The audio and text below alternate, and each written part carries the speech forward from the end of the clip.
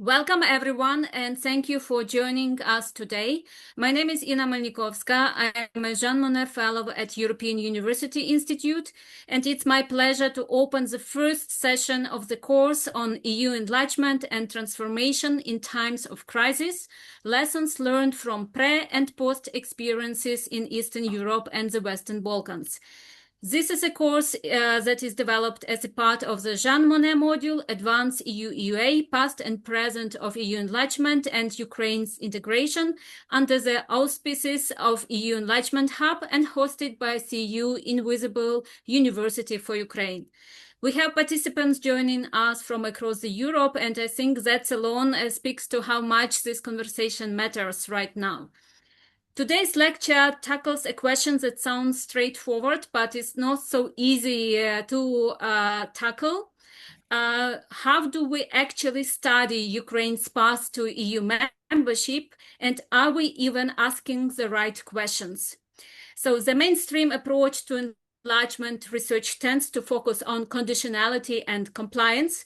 Essentially, the question is simplified to, is the candidate country ticking the boxes on the list of EU criteria or not?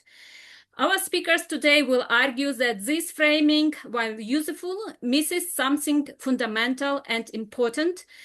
Integrating a large and complex economy like Ukraine into the EU single market will produce profound social, economic, and political effects that will shape the future of both Ukraine and the EU, long after accession documents are even signed. How those effects are governed or ignored will determine whether enlargement produces resilient democracy and eventually provide fertile ground to the kind of illiberal backlash and democratic backsliding we have already seen elsewhere in Europe after EU enlargement and accession. So it's timely argument, I think, and I'm delighted that we have two outstanding voices to make it. László Bruszt is Professor Emeritus of Political Science and at Central European University, where he works on comparative political economy, European governance, and the politics of transformation in post-communist Europe. He brings a depth of analytical rigor to our discussions here. And then my second guest is Ivan Nagornyak, who brings the perspective of practice, based in Ukraine and active through NGO EasyBusiness. Ivan works at the intersection of business, civil society, and EU integration on the ground, which means you see, Ivan, both the opportunities, but also the friction points of this process in real time, and can kind of report us from the field, from the politics. So together, you offer exactly the kind of combination this course was designed around: rigorous analysis, meeting lived experiences. So we have now time until 5:10 to have input from Ivan and László on this overarching question. And then we plan to give the floor first to Ivan. Q&A to Ivan will follow, and then László will continue with his input. And then we also have a general questions and answers time to engage more with those one who is in the public. So without further ado, Ivan, I give the floor to you for your input. And so, dear participants, you can use the time while Ivan is kind of trying to ignite our thoughts and discussion. Put your questions in the chat, or you can prepare your questions to be spelled out when we can give you the floor after Ivan's talk. Ivan. Thank you very much. Thank you very much, Inna. I really delighted to be here with you. And first of all, I would like also to say that while working right now here in Central European University and Enlargement Hub, I have been also working for quite a long time for Ukrainian government, for Ukraine's accession, integration, implementation of the EU-Ukraine Association Agreement since 2015. till 2024. And right now I'm also pro bono advisor to the Deputy Prime Minister for European and Euro-Atlantic integration of Ukraine, Mr. Taras Kachka. So kind of short introduction of what is my I would say touch to the topic that we will talk about today. So first of all, I would like to start from the short presentation, like which I would think that I will try to answer to three questions. First of all, why Ukraine is still not in the EU? How has the war affected Ukraine's EU membership perspectives? And what need to change in order for this membership to become a reality? So, yeah, I think that it's worth to start from the very beginning of Ukraine's, I would say, first attempt to talk about its European integration. It was just after Ukraine's independence. We talked a lot with the European Union, back then European communities, and of course, simultaneously, there were a lot of processes inside of the EU, like Maastricht Treaty. So the thing was that we were trying to, back then, also to make some short input about the European perspectives of Ukraine.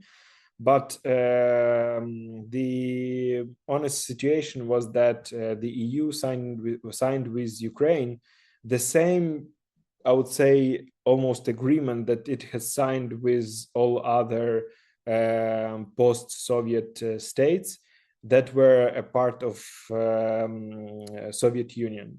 I'm excluding here the Central European countries because they were not kind of like integral part of the Soviet Union, but rather like on Warsaw Treaty and so on. But the thing is that the agreements between the EU and Ukraine and EU and Central Eastern European countries differed a lot in terms of the perspective of European integration. The thing is that even the European identity of Ukrainians, it was under question, especially when we were talking with the representatives of some Western European countries. They were saying that we are in the sphere of influence of Russian Federation. That's why it would be hard to talk about some prospects of European integration. And it was also reflected in the European neighborhood policy that was structured in 2003, just before year before Big Bang enlargement. That was a kind of it was an attempt to share the soft power of the EU to a broader European neighborhood, including Ukraine. And talking about perspectives, the perspective of Ukraine to become the member of the EU under this European neighborhood policy was the same as Morocco, Tunisia, or Belarus. So the thing was that it is very different. There was nothing tailored for Ukraine, and it brought a lot of problems for our future talks with the EU. As I said, follow the 2004 Big Bang enlargement, the relations with Ukraine started to become more active because the idea was to share the soft power of the EU. And the instrument to this was the EU-Ukraine Association Agreement, which was built from 2007 till 2013. And the problem that was made for Ukrainians, but also for the EU, is that our Ukrainian trade was more integrated into the post-Soviet countries rather than with European Union. And the DCFTA and association agreement was a part of the legal approximation also exercise. So the task was for Ukraine to withdraw from the post-Soviet and Soviet regulations and to adopt a lot of EU regulations, which was actually the end of the Russian, I would say, idea of structuring some subnational organization on post-Soviet space. It was Eurasian Economic Union that they were trying to do. And actually, Ukraine's integration into the EU and signing of the association agreement was the end of this idea. That's why Russia pushed Yanukovych to resign from the association agreement, and it was the start of the Euromaidan, or Revolution of Dignity. And it was a very strong gesture from Ukrainian society, because it showed that we are ready to stand for our European identity. And since then, since 2013, 2014, when we signed the association agreement, we were like partly integrating Ukraine's economy and Ukraine's economy to the European Union. The thing is that there was nothing about the political integration, which was the most important thing for Ukrainians, because the framework for cooperation still was on the framework. Our cooperation was still on the framework of this European neighborhood policy, which I said about earlier, not the European integration and enlargement policy. And it was the biggest problem, because the soft power of the EU integration in Ukraine was, I would say, mitigated by the power of the neighborhood rather than enlargement policy. Before the 2022, we implemented association agreement. In 2022, it was 62% and 24.72, and right now, according to the latest estimation, it's 84.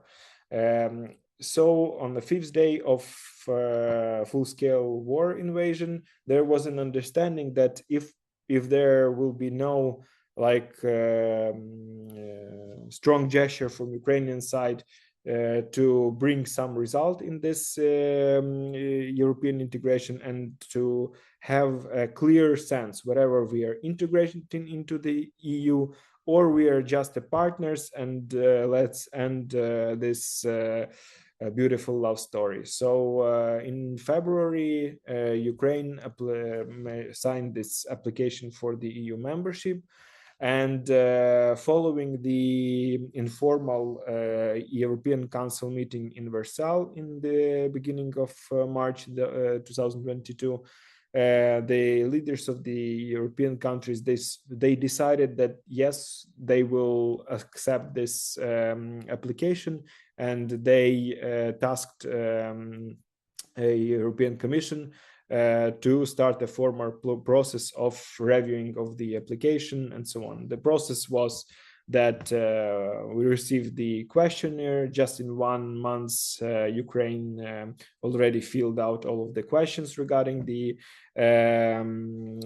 legal approximation, which was the record, because usually it took half a year and even a year for some candidate countries. And in June 2022, Ukraine received the candidate status for the EU membership. After this, we also received 7 political recommendations in order to start the accession negotiations. And I think from my subjective perspective, it was the highest moment of the EU's soft power in Ukraine, because there was such a big political, I would say, dynamic under these 7 political recommendations. There was such a big political will in order to implement them to start official negotiations. So Ukraine, just in 2 years, already implemented the recommendations like a reform of the Constitutional Court of Ukraine, the justice reform, the anti-corruption reform, the money laundering reform, and so on, which was a part of the, of course, most fundamental issues for European Union. And the model of Ukraine was also to do the homework as fast as possible. That's why there was also so-called self-screening exercise that was a preparation for the official screening between the EU and Ukraine. And in June 2024, the first EU-Ukraine intergovernmental conference took place, and the general negotiation position of the EU was presented to Ukraine, as well as from Ukraine to EU. The thing is that the current EU enlargement policy was formed in 2020.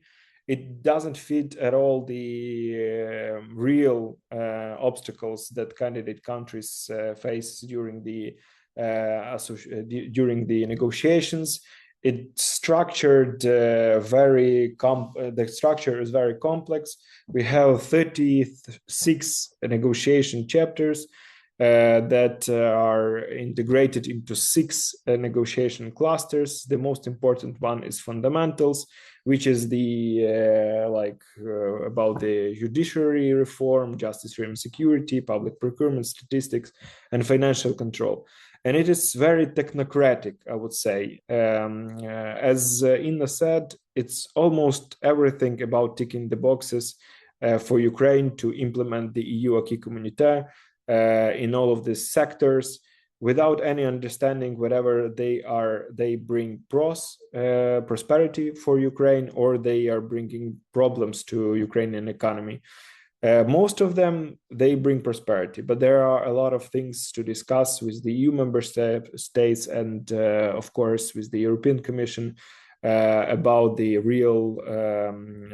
real situation under the negotiation. And I think that László will, of course, say a lot about this. So where are right now the accession negotiations? So right now we are waiting for the decision of the Council to open all of the clusters, because according to the European Commission recommendation, they are already ready for opening. Then, of course, following the progress, there will be recommendations to close the negotiations under the chapters and clusters, and of course, simultaneously preparation of the accession treaty, and then ratification by all of the EU member states, which, according to the different estimations, will took almost like from 5 to 8 years. So why is Ukraine still not in the EU? Formally, of course, you will hear like there is political will in the EU is uneven, accession is a merit-based and chapter-driven, a lot of things to do, technicalities, war changes urgency, but no formal procedure, and Ukraine still needs stronger implementation capacity. But informally, in my opinion, of course, it's not only about the Hungary blocking. There are other countries that have their own, I would say, concerns according to how the EU internal market will function with Ukraine inside, and so on. The other problem is the lack of the win-win vision. I definitely sure that if there is a will to bring those solutions that will be win-win both for Ukraine, the EU member states, in all of the sectors, this obstacle could be resolved.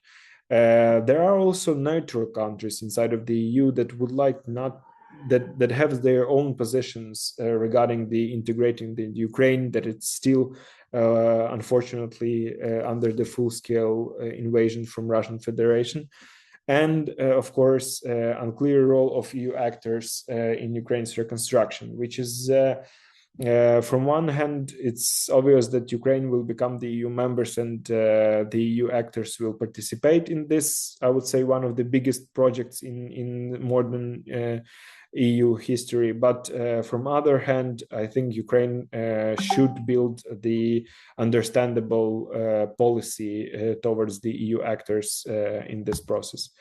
And to summarize, I would like to say that despite all of these facts that we have right now, I'm sure that following this big support from Ukrainian society of this process of support of the Ukraine's path to the EU, there will be a lot of will to bring the political results from Ukraine.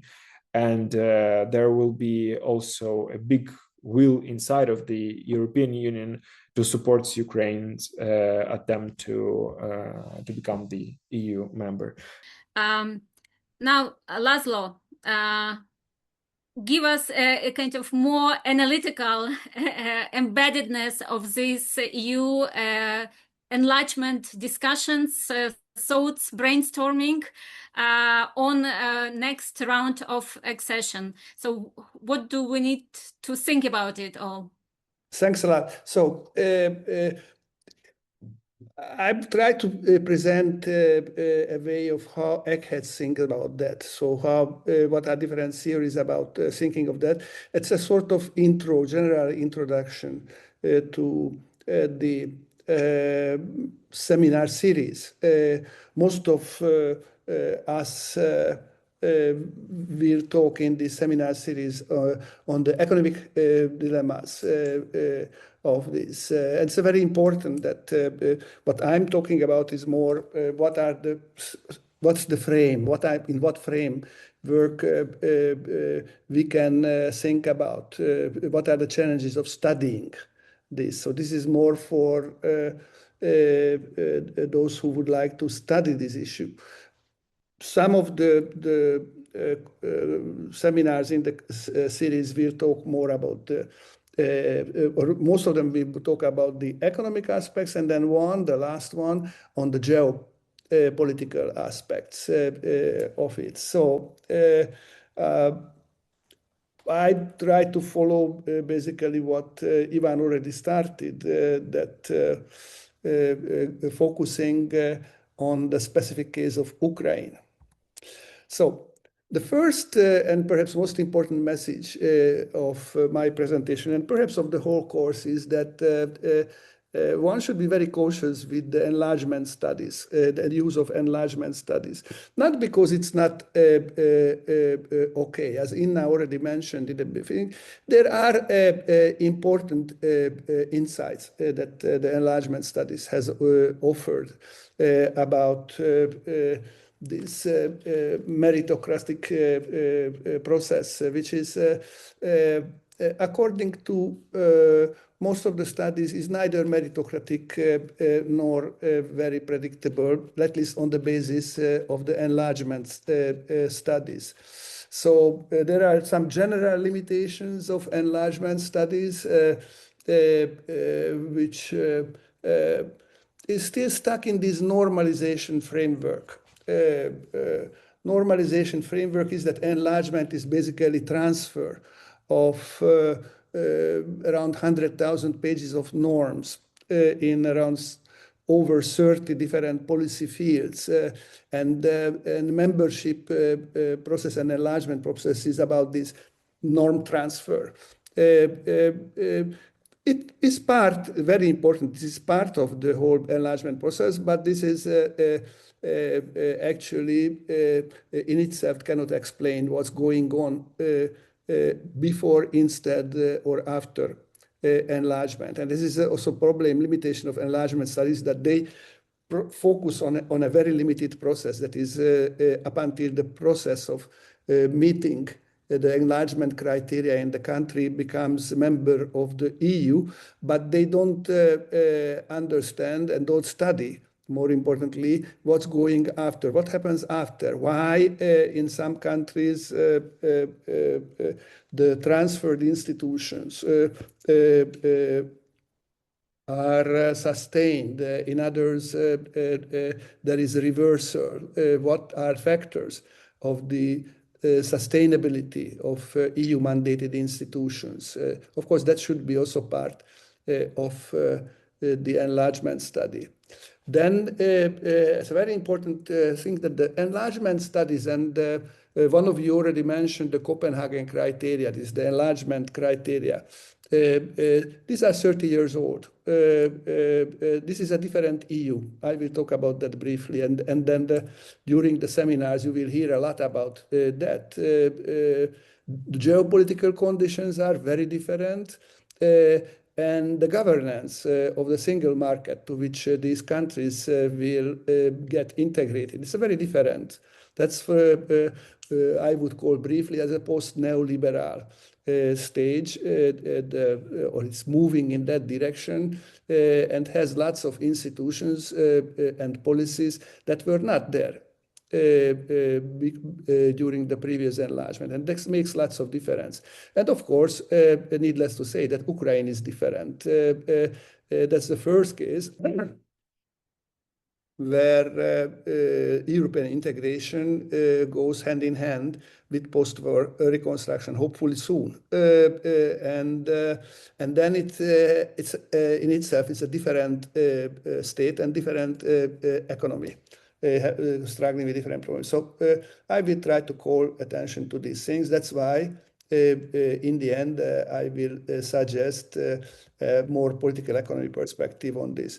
How can I go further? Here I am. So what are different perspectives on what is economic integration?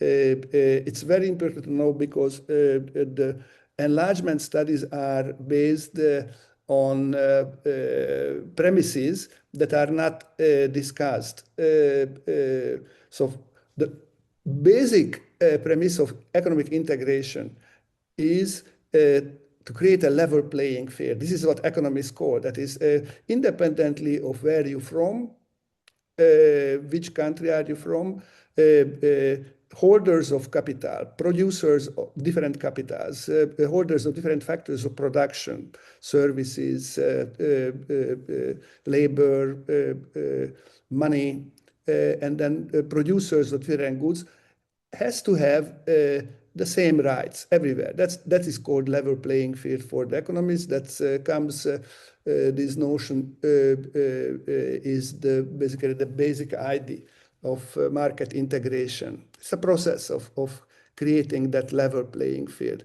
And from it's not just opening up the markets, removing tariffs as major barriers from the free movement of goods, services, factors of production, but also having the same rights and same obligations across the board, whether they are from Bulgaria or from Denmark, everywhere they have to have the same rights and freedom from any kind of discrimination. That's because of they are coming from different country.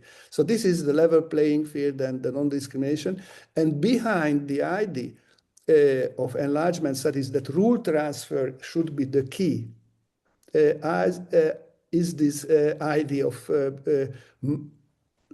creating market integration, that is creating level playing field and non-discrimination. Yes, that's why rule transfer is the key. Right? That's why this process, or that's why I studied normalization or compliance. These are the key words because they create this level playing field, this situation of non-discrimination. So for them, the interesting question for the enlargement studies, that's the key question. Very important. That's an important question and very important part of integration, but it doesn't ask the question that political economists ask, is that if you create the same formal rights, equal formal rights across economies and economic actors, having very different capacities, very different endowments, very different institutional sources, and so on, then there will be distributive issues. Costs and gains will be distributed unequally. Roles in that integrated economy will be distributed unequally. Some will occupy or strengthen their position in higher end of the market and value chains or production chains, others at the lower end, or will be providers of cheap labor-based activities. And then also, of course, that might have this non-management of these negative, potential negative consequences of integration might, of course, undermine integration, partly by non-compliance, that is post-accession non-compliance, or even outright economic nationalism or by resistance against Europe, growth of euroscepticism. And we have good examples for that. So the political economy basically brings in the distributive questions, or economists would say it brings in the externalities, positive and negative externalities of market integration that has to be treated. So one is that what is called level playing field. Sector by sector might differ, and not just for the new member state, but also for the old member states. In some sectors, the creation of level playing field might have uneven opportunities, decrease opportunities. Others, it might dramatically increase opportunities. Even within Ukraine, you can go sector by sector. For some sectors, opening up of the market and exposure to competition might be beneficial. Defense industry, and I can go on several other sectors. That's a dramatic increase in opportunities. For others, dramatic decline. These have to be managed. The other thing is the uneven distribution of capacities. That is, some of the economies or sectors might have a well-functioning state with capacities of creating industrial policies or implementing industrial policies, supporting development. Others might not have. Some of the sectors might have very strong business associations, representations. Others don't. Some have work in an environment where there are strong development banks that can help them to design and implement longer-term projects. Others have none of that. So I can go on, but what is called level playing field or non-discrimination in reality might hide a very different distribution of capacities. And again, these are part of the enlargement. If they are not managed, then there are problems. So basically, the political economy perspective on this is that the free market is not for free. This has come out from the post-enlargement studies. That is, this is what this is why I try to understand why some of the new member states fared much better than the others. Why some sectors in these countries gained a lot from enlargement and why others lost. So there are economic costs, not just, and political costs, not just in the new member state, but also in the old member state.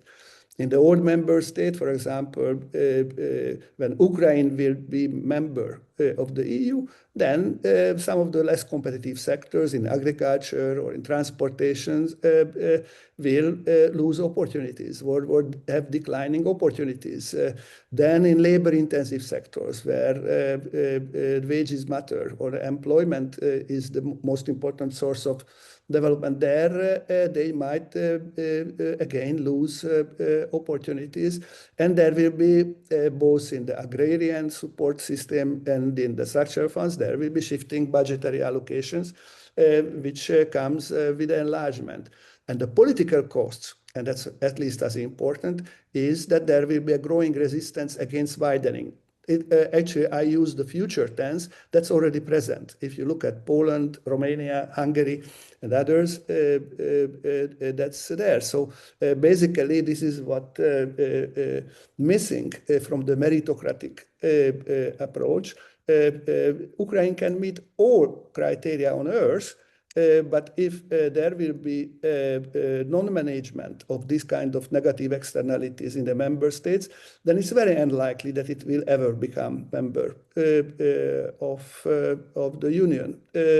And of course, in Ukraine, that is in the war, it's struggling with deindustrialization and many other problems. There are costs of rule compliance. That's what already Ivan mentioned, just one sector, environment, enormous high costs. In other sectors, not the immediate costs are high, but making the sectors benefit or regions benefit from enlargement, that might need some restructuring, and that has costs. And then if that is not treated, then there is, and that's the experience of the previous wave of enlargement, that there is a very high level growth in social inequalities and territorial disparities.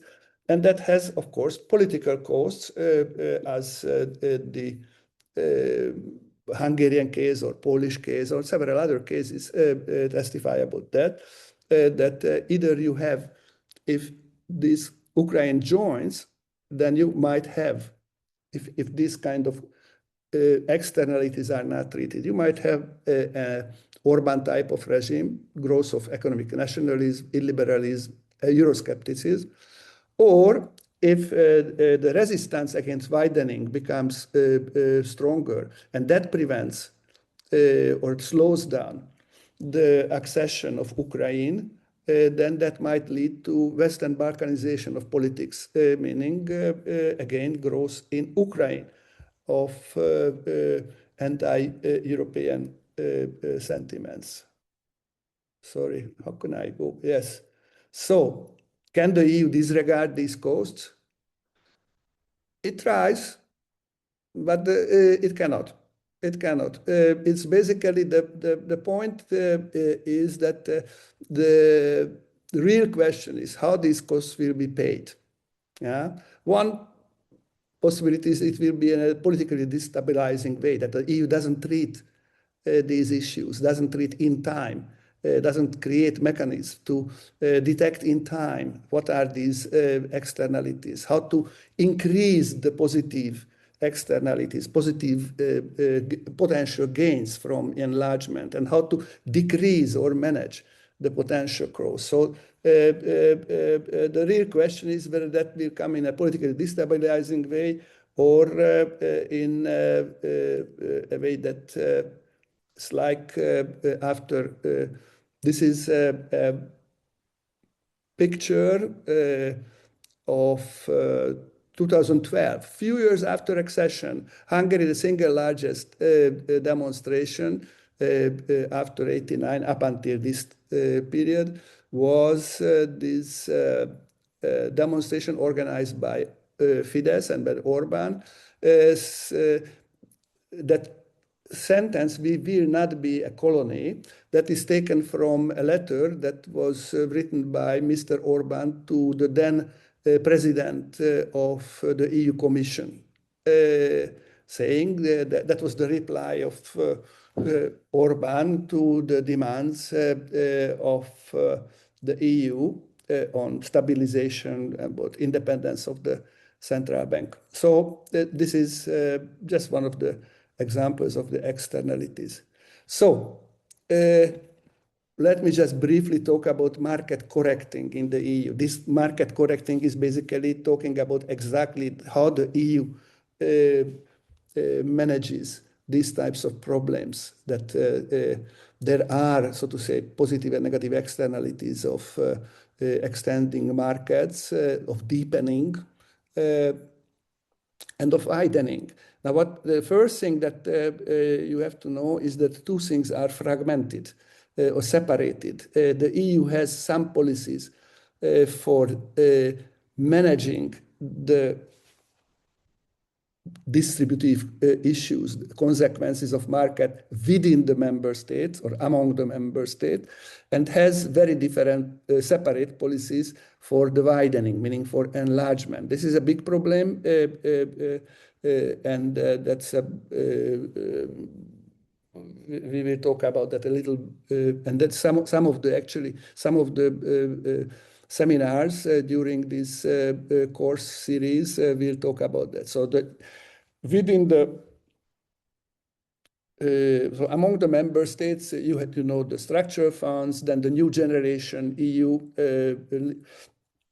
policies that gave an enormous amount of money for post-COVID reconstruction. Then there are different new versions of EU level, supranational level industrial policies. That's a new thing that didn't exist when the Central European countries joined the EU. That here I just mentioned the IPCEA, which stands for the Important Projects of Common European Interests. This is a very serious new invention that works already for several areas. And then what also did not exist at the time of the previous accession, previous enlargement, is a network of EU level and member state level development banks. So from EBRD to EIB, and then from the German, French, Italian, Polish, and other development banks that are very active in both in the industrial policy and also actually they are the only link that are in both areas, that is both in the deepening and in the widening. They are playing a role also in the Ukraine facility, in running the Ukraine facility. So, but that's not the case for, in general, for the enlargement policy. The EU has only pre-accession assistance and capacity building, but both of them are focusing on the capacity to play by the rules of EU, and none of them on the capacity to gain from. That is basically upgrading capacities of sectors, regions to gain more from this. And actually, that's a very big difference between the accession strategy of EU now and 20 years ago. That is when the EU integrated the Central European countries. Then it had interesting pre-accession programs that try to increase the capacity, for example, of regional and local actors to gain from becoming players in the single market. That is, there were already preparatory programs of how to design development programs, how to create projects, how to ally, combine, meaning municipalities, firms, associations, NGOs, and so on. That is very weak this time. So that's one problem of market correcting in EU, that is the management of deepening and widening is separated. If the integration of EU has to be success, then it's very important to include EU, sorry, not EU, Ukraine in these programs. And actually, we are working now on a policy paper suggesting exactly that. The other problem is that the governance is fragmented. It means that these are big, all of these things that I listed here, structural funds, new generation, next generation EU, pre-accession assistance, then post-war reconstruction monies, these are fragmented. These are in separate silos, very little coordination among them. That can be easily changed, but this coordination might also make these measures or tools of EU more accountable. The problem is that the effect is limited because they all pursue different success criteria. Yeah, one is pursuing the pure developmental criteria, others bankability criteria or profitability criteria or geopolitical criteria. These are not coordinated, and without coordination, lots of these resources, scarce resources, are wasted. And the third problem that I briefly already mentioned, that in the EU, market correcting is primarily treated as a redistributive issue. That is, the better off give money for the worse off. But market correcting, this is just one version of market correcting. The real interesting and important market correcting is what already Ivan mentioned, is making market extension a positive sum game. That is to create policies and programs that make the enlargement a win-win project. Yes, defense, we see the first attempts to make enlargement a win-win. But in agriculture, in many other sectors, that might be an opportunity, not to present and use resources of EU as a redistribution from those who have to the have-nots, but to use that for system building, common system building. Oops. Just very briefly about the specific challenges of Ukraine's market integration. That's more for the Q&A that we have here. That's the first process in which there is a simultaneous post-war reconstruction and European integration. Again, if I see the Ukraine plan and if I see the Ukrainian designers of the program, they also see that as an opportunity. It's not just a constraint, but it's an opportunity.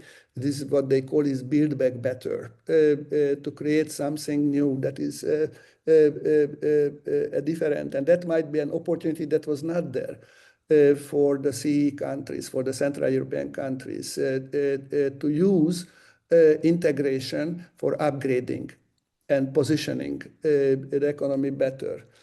Then there are structural problems of the economy. I don't enter into that because nearly all the presentations that come the next weeks will talk about that. But that's a very different economy, struggling still with enormous level of indebtedness, and will struggle, unfortunately, for long with that, and also with the industrialization and then institutional capacities. And that's what I mentioned, the last one, the high inequalities in institutional capacities. The state administration is in shambles, it's very weak, has big problems. I'm sure that that will come up in many of the presentations. So getting close to wrapping up this presentation.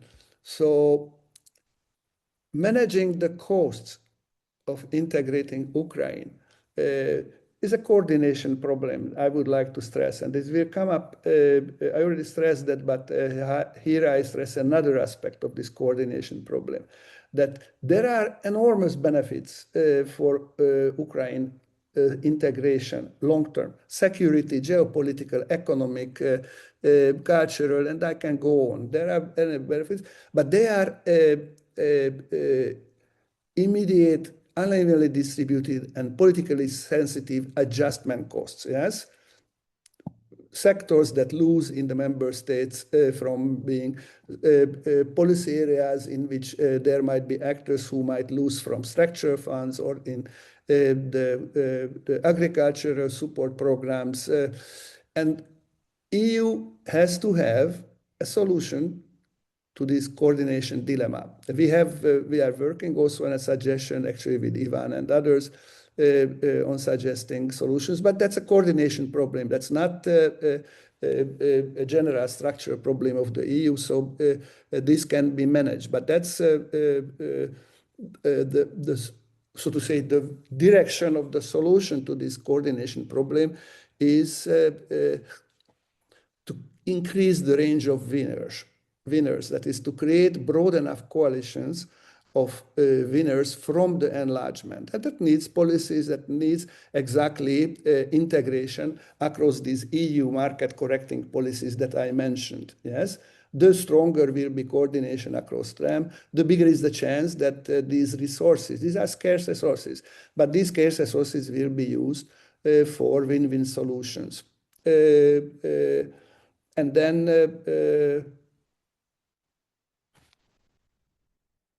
I would like to stop here and gladly answer questions.